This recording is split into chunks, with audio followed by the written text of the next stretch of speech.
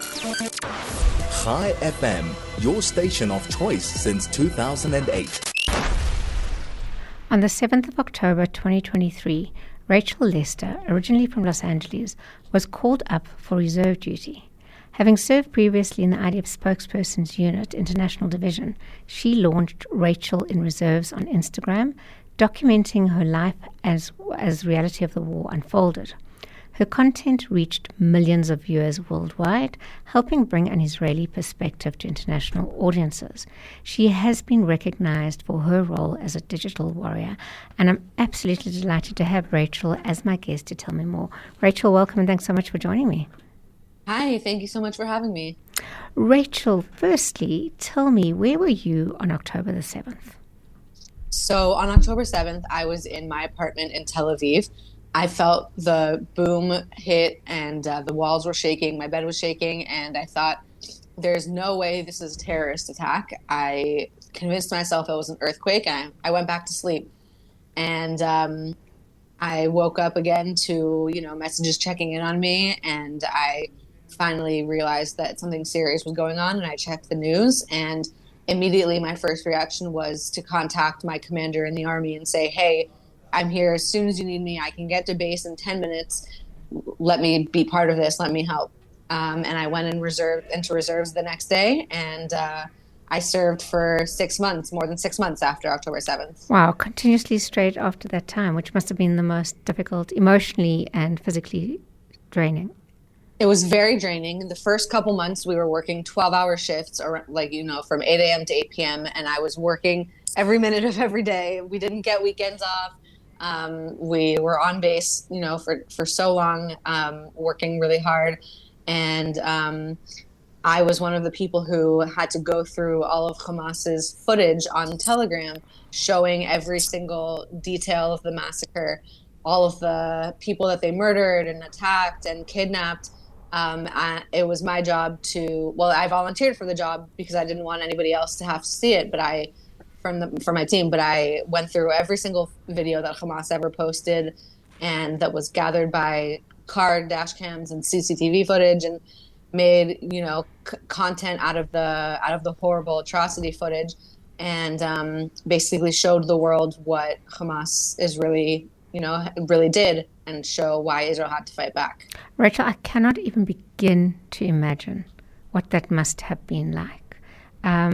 Tell me a little bit about emotionally especially when you talk about how you, typical of so many Israelis, couldn't really comprehend what was actually happening at the time, and then to have to watch it like that. I think we comprehended pretty well what was going on because there was just so much video going around. I think that maybe in abroad they didn't know what was going on because the news wasn't necessarily covering exactly what was going on. But yeah, it was just a very emotional time, and every time the death toll went up, we just got more upset and more upset, and we tried to channel that into our work by making content for IDF's international social media pages to understand why we were fighting, why we were about to go into Gaza, why we had to eliminate Hamas. So I'm really glad that Hamas filmed all of their atrocities, because without that footage, we wouldn't have been able to tell the world what actually happened. Rachel, what was the process, the thinking process behind deciding what footage can and should be used, and the ethical ideas around sharing something that is so incredibly awful and personal to the victim? Yeah. So something that is both very admirable and, from my perspective, frustrating about the IDF and Israeli society is that everybody who was hurt, injured, or killed or kidnapped on October 7th was somebody's friend, mother, son, daughter, wife, husband, and Israelis react really strongly to seeing bloody footage of them being massacred. So after the first few weeks of the war, the higher ups in the unit actually made us stop showing graphic footage in our content because it was just too traumatizing for Israeli society. And I was very actively trying to fight against that because I kept saying, the only way that we have legitimacy to fight in Gaza and to be killing Hamas leaders and terrorists is to show the world over and over, don't forget, this is what Hamas did on October 7th. So I'm a couple of days into the war, I made a YouTube compilation of like 10 minutes of everything that I thought was reasonable to put on YouTube.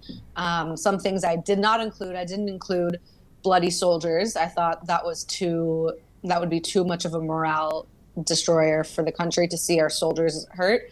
But I did my best to compile all of the, the aftermath of the houses and the yards and the kitchens that were covered in blood.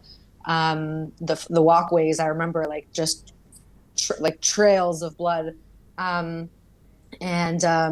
Then after a few months, there was more footage that had come out of just hundreds of bodies at the Nova Festival. And I remember that I was told to blur it very strongly because people just, Israelis and Jews just couldn't see it anymore.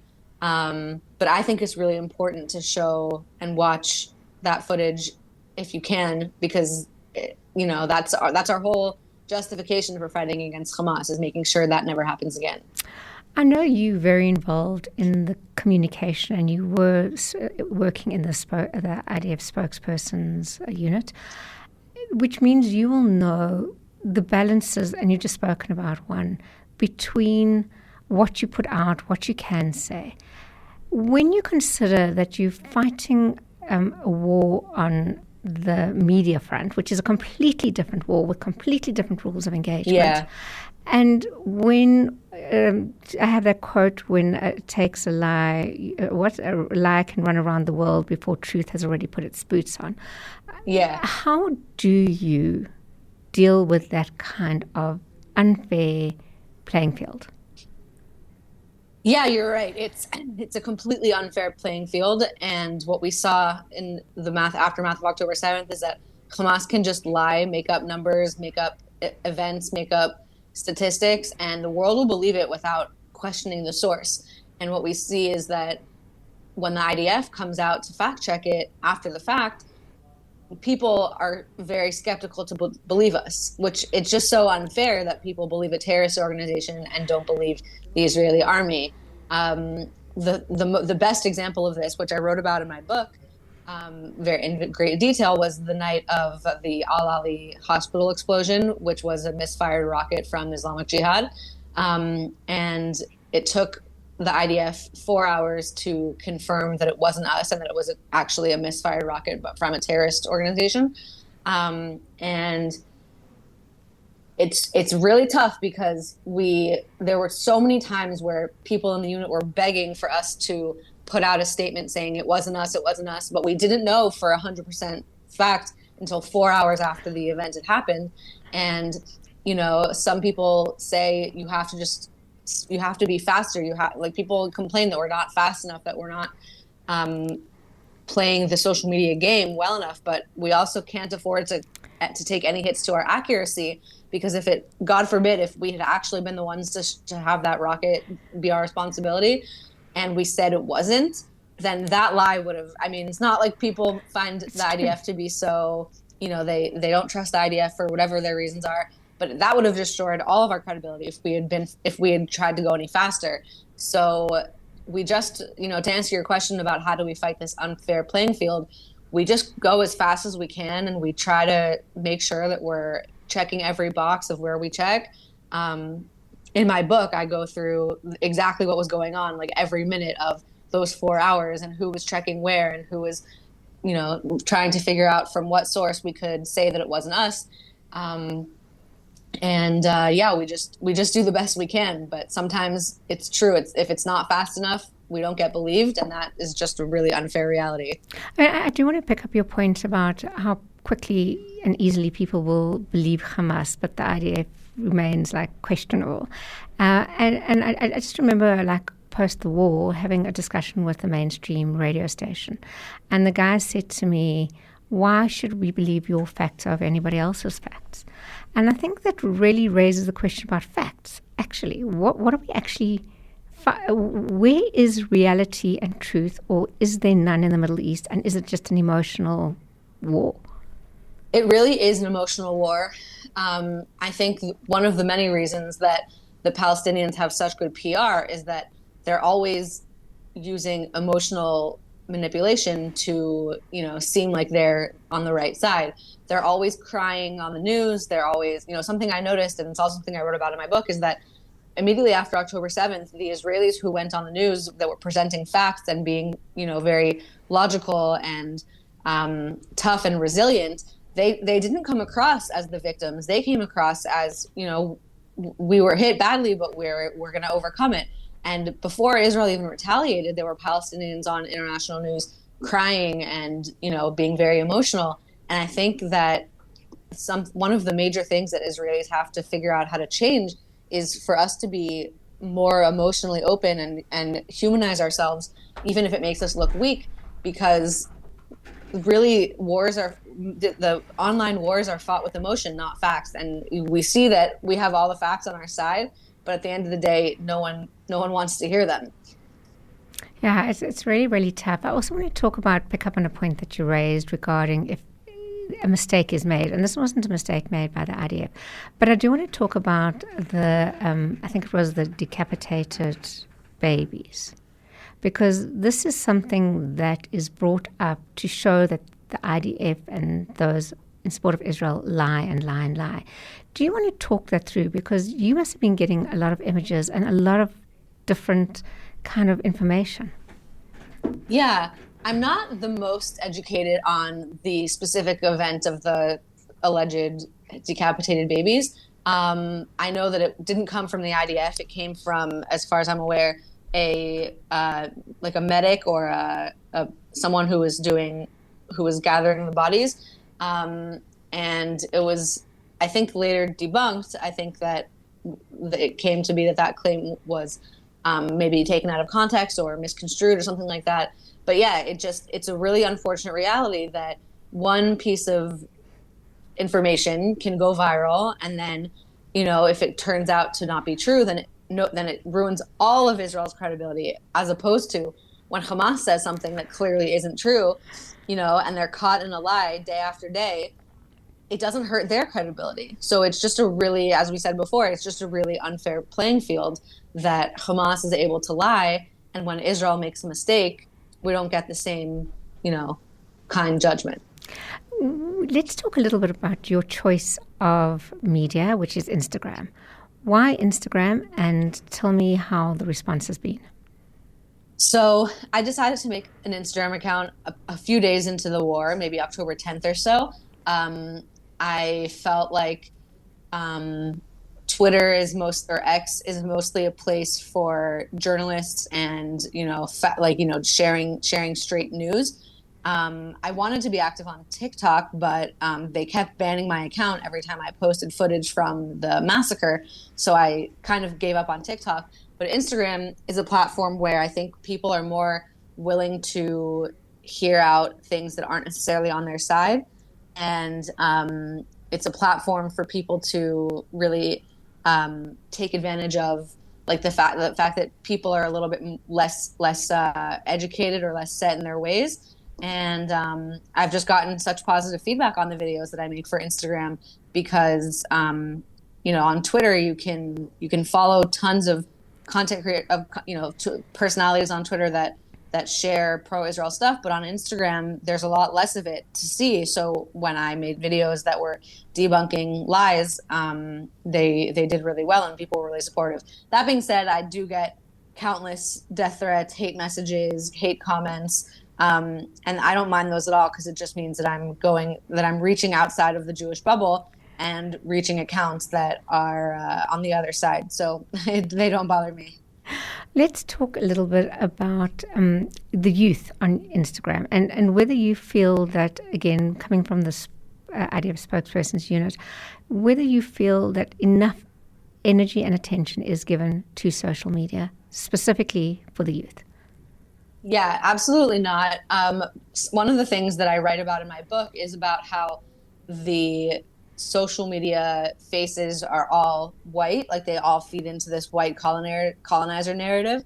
And it's really important to me that the IDF and that Israel in general invests more in young people and training and educating young people to be able to fight for Israel among their peers, because the older people who are all, grew up in a generation where Israel was the underdog, those aren't changing hearts and minds of young people. So I definitely think that we need to, focus on training young people to fight the battle with us. Before we talk about your book, and I do want to talk about your book, I did a very quick question. Do you think coming from America gives you a different insight than Israelis would have? Absolutely. I think I'm very fortunate to come from the U.S. I was born and raised in L.A. in a very pro-Israel environment, and then I went off to college and I saw how much hate there was for Israel for the first time. And I learned a lot about how regular Americans, especially young people, think about Israel, or don't think about Israel. They think about the Palestinians. And I think I have a very unique ability to relate what's going on in Israel to the audience that I grew up with. And I think it's a big problem in let's say in the spokesperson's unit, where it's mostly Israelis fighting for American audience, fighting to reach the American audience. And it's a lot of messaging coming from the higher ups who are more concerned with the Hebrew media, and just kind of regurgitating it in English. But I was actually on English social media, seeing what Americans were actually talking about and directing my content to answer their real questions, not what the IDF thinks they want to hear. Okay, let's talk a little bit about, thank you for that insight, by the way. That was great insight. Let's talk about your book. Sure. So I just wrote a book that came out last week. I'm very proud of it. It's called Digital Warrior, Inside Israel's Battle for the Narrative After October 7th. So the backstory is that when I was finished with 6 months of reserves and I went back to LA and I did a little bit of speaking to groups, somebody came up to me after my first event and said, wow, this is so interesting. Your story is so unique. You have to write a book. And I kind of just thought, should I write a book? So I did. It's, as I said, as you can figure out from the title, it's about my experience fighting what we call the digital war. And it's a memoir style, like a journal style of going through every day of the war. I mean, not every single day, but going through the beginning of the war, like every single day. And then as time passed, things are a little bit more spread out. Basically just sharing my experience of what was I doing? How did it feel? What was going through my head when I was making decisions about the videos that I was making? What was going on in the unit during specific events? And really just kind of giving people the first ever inside look into, the behind the scenes of the social media war being fought from the IDF itself. And I know it's available on Amazon. Or it's available on Kindle. You can just search Digital Warrior. And I would love for people in South Africa to pick it up and give it a read. Thank you so much. It sounds like an absolutely must read, and also give people an insight into what was actually happening from somebody who was there, which is quite unique. Was it therapeutic for you? I wouldn't call it therapeutic exactly. It was more that I just felt really passionate about getting my experience and messages out there to the world. It made me kind of, once I had everything put together in a book, I was able to see patterns and, things that we did well and things that we didn't do well, and things that we can improve for next time. And it was just a really meaningful experience to write my book. But I wouldn't, maybe it was therapeutic, but it was very, very meaningful. That's for sure. Well, thank you so much for joining me and for sharing and for letting us know about your book. And I'm sure it'll make an extremely moving and insightful read. Thank you so much. That was Rachel Lester, and she has just brought out a book. She's a digital warrior, and she recounts her story as being in the IDF as a reservist post October the 7th.